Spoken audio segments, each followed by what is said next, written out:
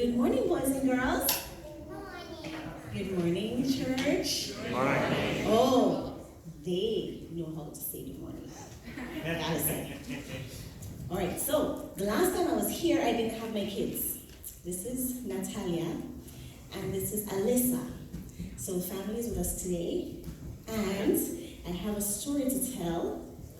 Sometimes they're a bit attached. All right. Now, who knows what happened in the World War II? Yes? I know that there were the Axis and the Allies. Yes. Each of them had three people, like three dictators. And who was the main dictator in World War II? Hitler. That's right. Well, I'm going to tell you a story that happened right after World War II. Now, one of the things that Hitler did was that he tried to suppress all the Jews.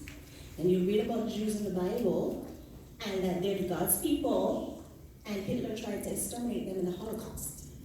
Now, there was a man who was German, and he was a Seventh-day Adventist. His name was Franz. He was a Seventh-day Adventist, lived through the war, and he kept the Sabbath through the entire war except for one day when he was marching and lost track of the time. Now, right after the war, he made his way home, and the Lord was with him. He was a very, very, very praying man, he and his family. And when he got home, he went to the conference office and asked to get a colporteur position again, but they had no pastors. So instead, they asked him to be a pastor. And when he said, okay, I'll be a pastor, he went home, told his wife, Helen, the family was happy. However, there were things happening because the war took such a long time and people weren't able to farm and get it into the cities. So people were hungry. And they were giving out food stamps to the families so that they could eat. And one day, Helen said to Franz, you know, we don't have any food. We have 5 more days before our new food stamps will give us any food, and the only thing left in the house is half a loaf of bread. Guess how many children they had?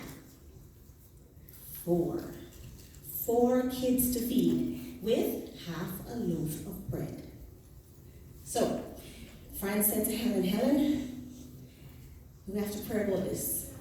But tomorrow, well, actually today I have a funeral far away that I have to go and officiate in. Why don't you just go and hamster some food? Hamstering was something that basically it was, you would have to go on a train and go into the farm area in the country and ask people who own farms if they can give you some food. So Helen said, all right, I'll do that. But this was actually an act that was illegal to do. Helen prayed with the children and said, listen, I'm going to leave you at home. Kurt is the oldest one. She asked him to take care of the kids and to eat the half a loaf of bread as slowly as they could over 2 days. Do you think you'd be able to do that? 1/2 loaf of bread for 4 kids. So Kurt was like, Mommy, I don't know how this is gonna go, but you want me to come with you? He's like, no, you have to take care of the kids because you're the oldest one. And she took 2 bags, and she took like a purpose bag, big bag, as well, hoping to get food. She walked down to the station, and it was snowing. And we know how snow can go. Well, walked down to the station, got on a train, and she was so happy she was able to find a seat.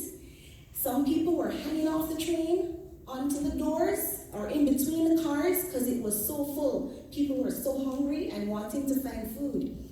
She got off at a stop in the country, and when she went down the road, there was a little area in the farmland that she and her kids had spent with a couple named the Joyce family. They were husband and wife and had no kids. And the wife saw her coming down the road. Helen, hi, how are you doing? It's like, hi, Mr. Joyce, I'm doing okay, And she went inside, Mr. Joyce was there, and he's like, I'm so happy to see you, but I was just wondering, is it possible you could give us some food from the farm?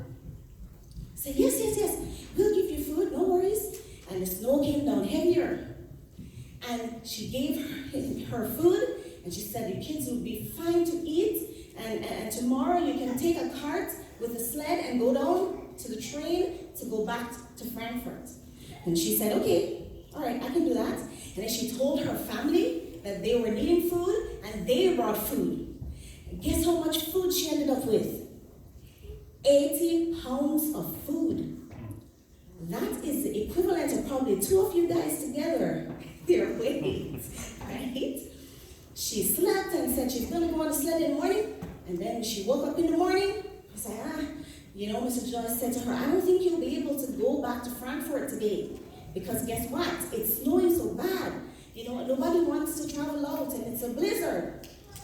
She said, Mrs. Joyce, I have to go back to Frankfurt today because my kids only have half a loaf of bread to eat. And I promise that I will come back to them tonight.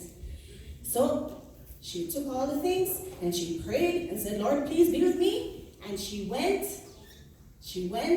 and she started walking with these bags of food, 3 bags.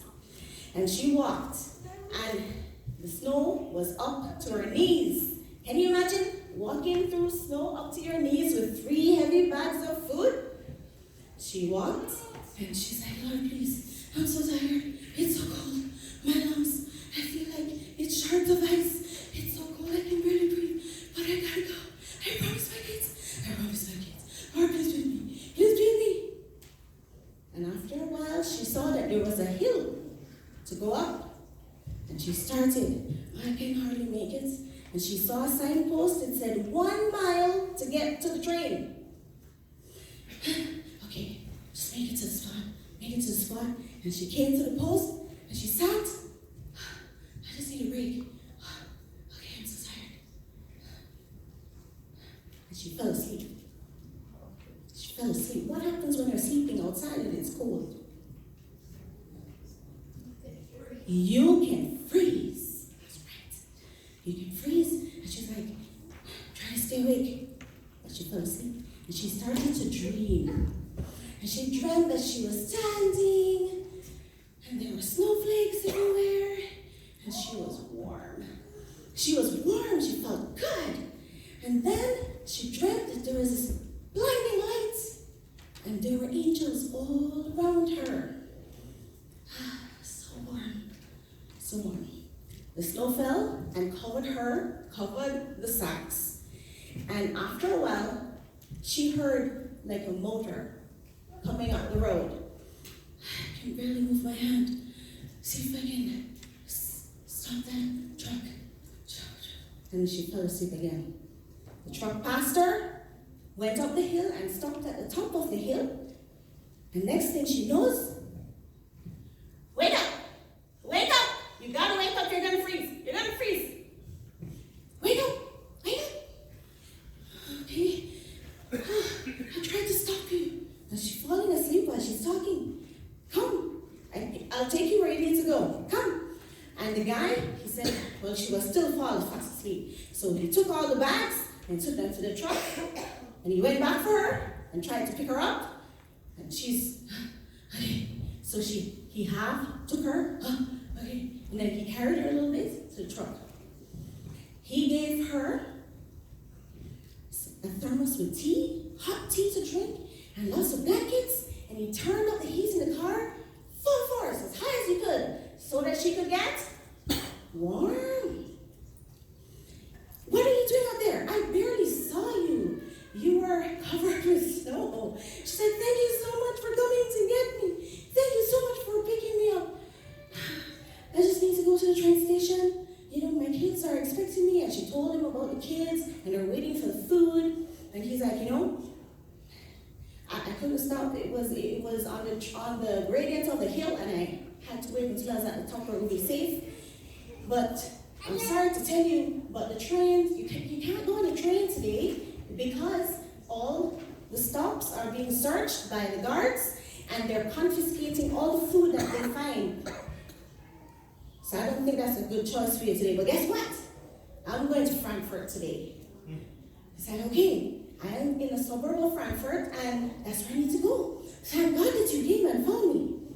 And then she looked at me, looked like a regular guy, a little bit of brown with gray in his hair. He's talking nice to her. He's like, thank you so much for picking me up. After that, every time she asked him a question, he would only answer in one word, answers.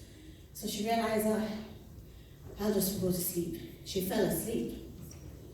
And what woke her up? When the truck stopped. Truck stopped. And she woke up. She was a bit groggy still. And he's like, well, I think we're here. And she said to him, I can't thank you enough for taking me. How did the person know where she lived? So took her almost right outside her house, and he helped her out of the truck, and he gave her all the bags, and she said, thank you so much. She bent down to pick up the bag, and the truck was gone. And guess what else? There were no tracks in the snow. Isn't that cool? The Lord knew she needed a truck, a driver.